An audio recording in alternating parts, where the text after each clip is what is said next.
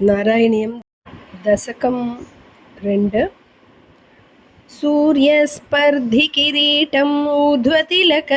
प्रोद्भासि पालान्तरं कारुण्याकुलनेत्रमाद्रहसितोल्लासं सुनासापुटं गण्डोद्यन्मकराभकुण्डलयुगं कण्ठोज्ज्वलत्कौस्तुभं त्वद्रूपं वनमाल्यहारपटल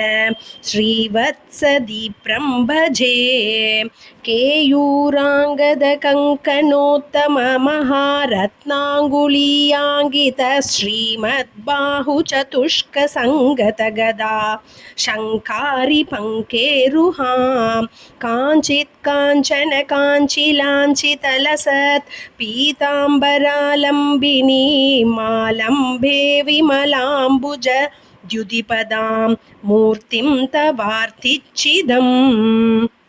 यत्रैलोक्यमहीयसोऽपि महितं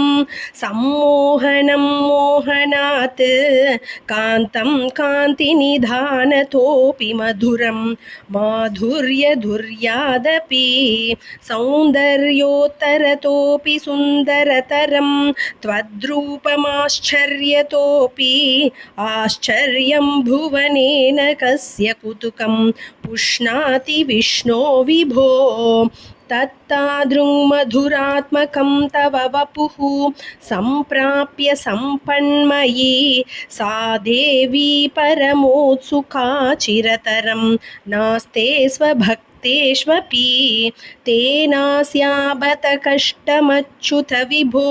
त्वद्रूपमानोज्ञगप्रेमस्थैर्यमयाद चापलबलात् चापल्यवार्तोऽधभूत् लक्ष्मीस्तावकरामणीयकहृतैवेयं परेष्वस्थिरेति अस्मिन्नन्यदपि प्रमाणमधुना वक्ष्यामि लक्ष्मीपते ये त्वध्यानगुणानुकीर्तनरसासक्ता हि भक्ता जनाः तेष्वेषा वसति स्थिरैव दयित प्रस्तावदत्ताधरा एवं भूतमनोज्ञतानवसुधां निष्यन्दसन्दोहनं त्वद्रूपं परचिद्रसायमनमयं चेतोहरं शृण्वतां सद्यः प्रेरयते मतिं मदयते रोमाञ्चयत्यङ्गकं व्यासिञ्चत्यपि शीतबाष्पविसरैः आनन्दमूर्च्छोद्भवैः एवं भूततया हि भक्त्यभिहितो योगस्य योगद्वयात् कर्मज्ञानमयाद्भृशोत्तमतरो योगीश्वरैर्गीयते सौन्दर्यैकरसात्मके त्वयि खलु प्रेम प्रकर्षात्मिका भक्तिर्निश्रममेव विश्वपुरुषैः लभ्यारमावल्लभ निष्कामं नियतस्वधर्मचरणं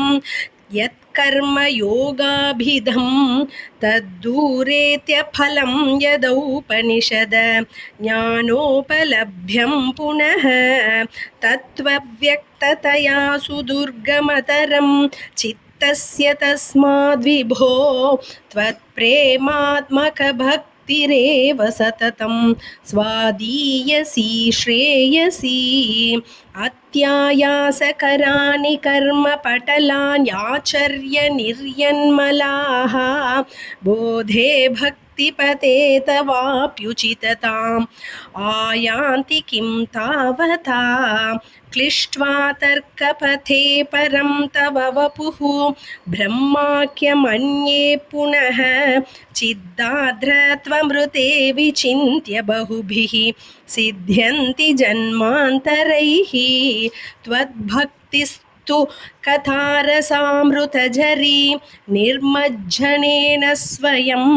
सिद्ध्यन्ति विमलप्रबोधपदवीम् अक्लेशतस्तन्वती सद्यः सद्यः सिद्धिकरी जयत्ययि विभो सैवास्तु मे त्वत्पदप्रेम प्रौढिरसार्द्रता धृततरं वातालयाधीश्वर श्रीहरये नमः। सर्वत्र गोविन्दनाम सङ्कीर्तनं गोविन्द गोविन्द।